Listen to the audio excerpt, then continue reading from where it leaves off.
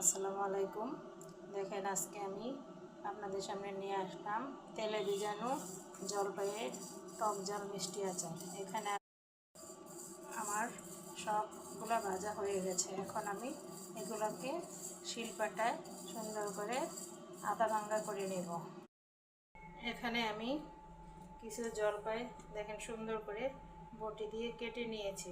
এমনভাবে কাটতে হবে যেন ভিতরে। এখন চুলায় একটা ফ্রাই প্যান দিলাম, সেই ফ্রাই প্যানে আমি পরিমাণ মতো সরষের তেল গরম করে নিলাম। এখন আমি এখানে দিয়ে দিব 4-5টা শুকনা মরিচ, দিয়ে দিব কয়েক কোয়া রসুন।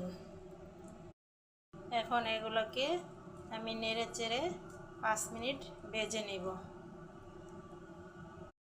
এখানে দিয়ে দেব সামান্য পরিমাণ পাঁচফোড়ন, আস্ত পাঁচফোড়ন দিয়ে দিব। এখন এখান থেকে যখন সুন্দর একটা ফ্লেভার বের হবে তখন আমি দিয়ে দিব আস্ত জলপাইগুলা। আমি তেলে ভিজা আচার বানাবো, তো এই জন্য আমি তেলের পরিমাণটা একটু বেশি দিয়েছি তেলে ভিজানোর জন্য। দেখেন আমার মরিচ, রসুন, পাঁচফোড়ন ভাজা হয়ে গেছে।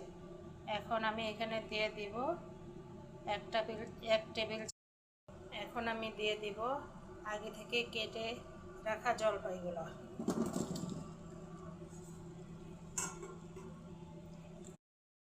এখন আমি এখানে দিয়ে দিব 1 চামচ মরিচ, 1 চামচ। এখন দিয়ে দিব পরিমাণ মতো চিনি। চিনিটা আপনারা বাড়িয়ে কমে নিতে পারেন, যে যতটুকু মিষ্টি খাবেন ততটুকু চিনি দিয়ে নেবেন।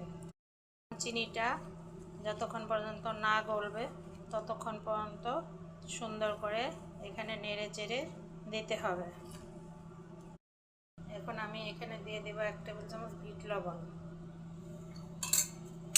এখন বিট লবণটাকেও এগুলোর সাথে সুন্দর করে নেড়ে। এখন দিয়ে দিব 1 টেবিল চামচ হোয়াইট ভিনেগার।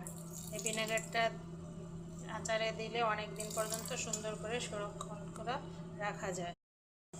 এখন সবগুলো উপকরণ আমি একসাথে সুন্দর করে নেড়ে চেড়ে 20 মিনিট জাল করব। একটা আমার জলপাইটা সিদ্ধ হয়ে গেছে।